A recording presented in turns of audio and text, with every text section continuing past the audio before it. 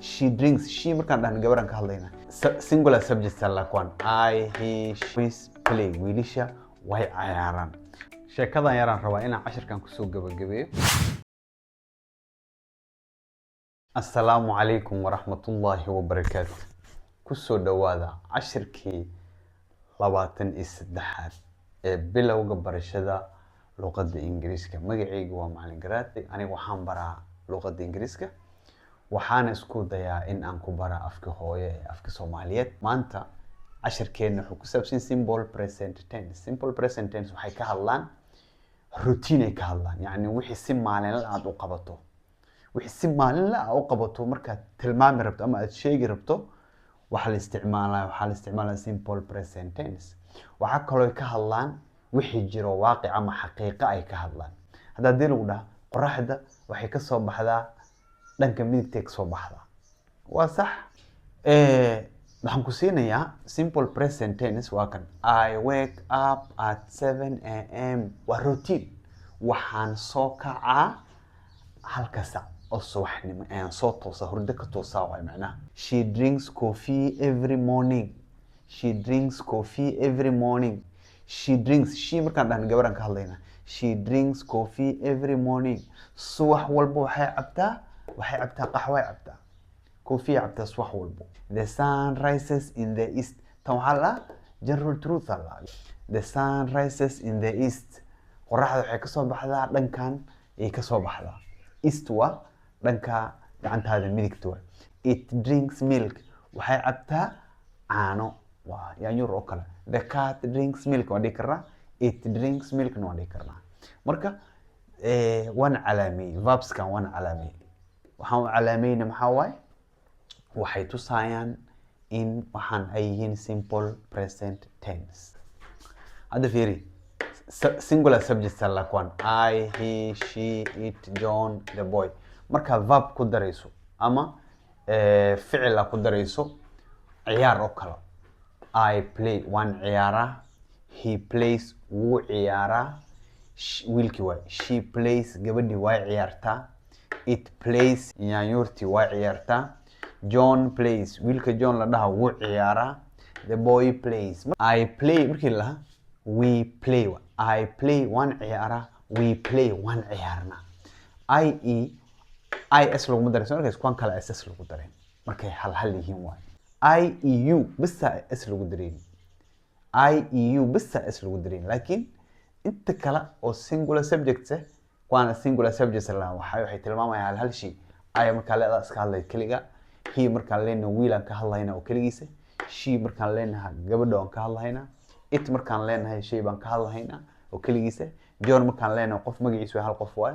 The boy marka leena waa wiilkii waay. wiilkii marka dhahayso waa hal qof waay. marka singular subjects waa kuwan markay badan yihiin plural. I marka dhahdo markaan badanahay we aan leenahay. He, she, it. saddexdan waxay qaadanayaan they.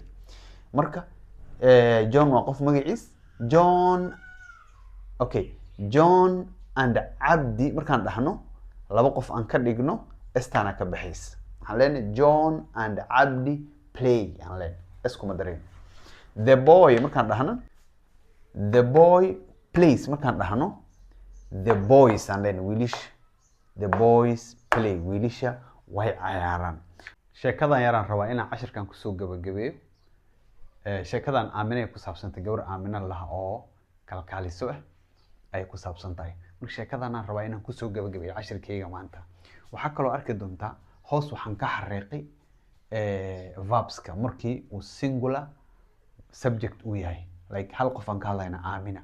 sidii verbku loogu dhawaaqay ama uu yani laqabka loo qoraayo. waxaan ka bilownay Amina is a nurse. Amina waa kalkaaliso. She wakes up at 6 o'clock every morning. subax walba waxay soo toostaa 12 oo subaxnimo. She brushes her teeth and drinks a cup of tea. ilkaha cadeeyata kadibna koob shaah cabtaa. Then she walks to the hospital. kadib isbitaalku way u lugaysaa.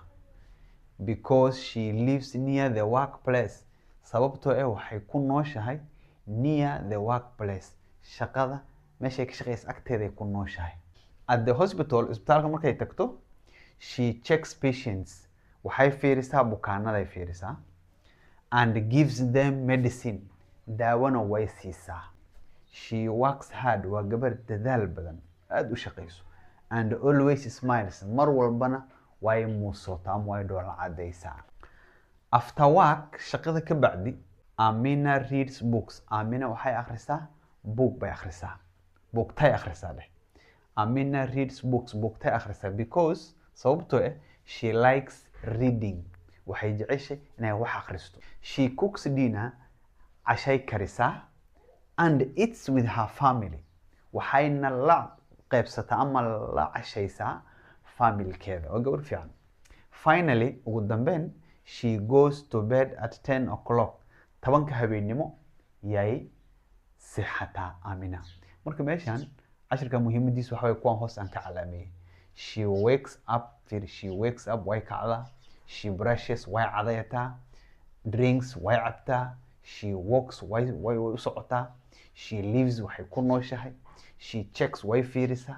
She gives way siisaa. She works hard way dadaashaa. She smiles mar walba way muusotaa. Amina reads, Amina mar walba waxbay akhrisaa.